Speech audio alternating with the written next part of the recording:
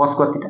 এবার যেটা লিখেছি সেটা সত্য না মিথ্যা কি করে বুঝবো? ছোটবেলায় একটা সূত্র বুঝি sin square theta plus cos square theta equal to 1 হয়, sec square theta minus tan square theta equal to 1 হয়, আর cos square theta minus cos square theta equal to 1 হয়। তাহলে ওই জায়গাতে দেখো তিনটে সূত্র আমরা পড়েছিলাম, তার মধ্যে হচ্ছে এটা একটা সূত্র sin square theta plus cos square theta equal to 1। Sir এখানে তো 1 স্কয়ার আছে, 1 স্কয়ার মানে তো সেই একই ব্যাপার, sin square theta plus cos square theta equal to 1, এটাই বলেছিল। তাহলে এটা সত্য, এটা সত্য, sin square theta plus cos square theta equal to 1, তার মানে এটা 90 ডিগ্রি, তার মানে এটা সমকোণী ত্রিভুজ হবে। তাহলে এটা কি হবে? এটা ট্রু হবে, ফলস নয়, ট্রু। ঠিক আছে, তাই এটা কি হবে? ট্রু। আয়তন আছে, আয়তনের সূত্র দেখো প্রথমে। আয়তনের সূত্র কি হয়? 4/3 পাই আর কিউব হয়। এটা আয়তনের সূত্র 4/3 পাই আর কিউব। এটা নরমাল অবস্থায়, এটা নরমাল অবস্থায় 8টা যদি আরই থাকে তাহলে বলছে যে আয়তন নাকি এটা হবে। এখন বলছে যে এখন কি করা হয়েছে, 8টাকে দ্বিগুণ করা হয়েছে, 8 ছিল এটাকে 2 আর করো, 8 ছিল এটাকে কত করো? 2 আর করো। আচ্ছা 2 আর যদি করি তাহলে কি হবে? বলেছে আয়তন কত হবে? যদি এটাকে 2 আর করি তাহলে আয়তনটা হবে দ্বিগুণ।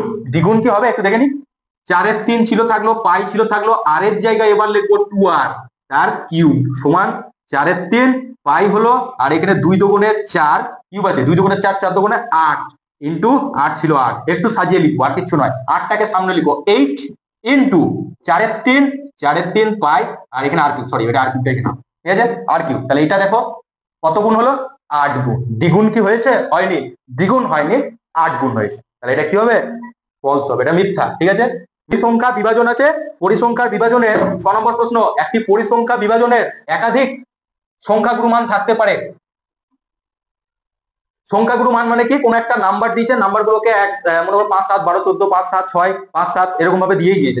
এটা মনে করো দিয়েছে 7, 8, 12, 15, 20, 22, 8, 6, 8, 12, আচ্ছা 12, 8 এটা দিয়েছে। বলছে সংখ্যাগুরু কত হবে? ভালো করে দেখো, 7 একবার আছে, 12 একবার আছে, এখানে 12 একবার আছে, দুবার আছে, সব থেকে বেশি যেটা আছে দেখো 8, 8, 8, 8, 8টা দেখো কবার আছে? 4 বার আছে। তাহলে এখানে সংখ্যাগুরু, সংখ্যাগুরু, সংখ্যাগুরু কত হবে? 8, 8 হবে আমাদের সংখ্যাগুরু। তো বলছে এই নাম্বারটার ক্ষেত্রে এখানে 8 হলো সংখ্যাগুরু, কিন্তু এখানে দুটো কি সংখ্যাগুরু থাকতে পারে? হ্যাঁ পারে, আমরা আগে অঙ্ক করেছি সংখ্যাগুরুতে, আমরা অঙ্ক করেছি, দেখেছি হ্যাঁ একটা না একটা এর মধ্যে অঙ্কের মধ্যে কিন্তু দুটো সংখ্যাগুরু থাকতে পারে। এখানে মনে করো 6 আছে, আবার এখানে এক জায়গায় 6 ছিল, আবার এখানে এক জায়গায় 6 আছে, আবার এখানে এক জায়গায় 6, তাহলে কটা হলো? একটা, দুটো, তিনটে, চারটে, 6ও দেখো 4টে হয়ে গেল, দেখো 6ও 4টে আছে। তাহলে 6ও যদি 4টে হয় তাহলে সংখ্যাগুরু আবার 6ও কিন্তু হবে, সংখ্যাগুরু 8ও হবে, সংখ্যাগুরু 6ও হবে। আর একটা কি হতে পারে? হ্যাঁ আবার হতে পারে, একটা সংখ্যাগুরু হতে পারে, দুটো সংখ্যাগুরু হতে পারে, বা বহু সংখ্যাগুরু হতে পারে। আবার যদি মনে করো এখানে 5 ছিল, এখানে একটা 5 আছে, এখানে আবার একটা 5 আছে, এখানে একটা 5 আছে, এখানে একটা 5 আছে, 5ও যদি আবার মনে করো 4টে আছে, তাহলে এখানে কি হবে? 5ও আবার সংখ্যাগুরু হবে।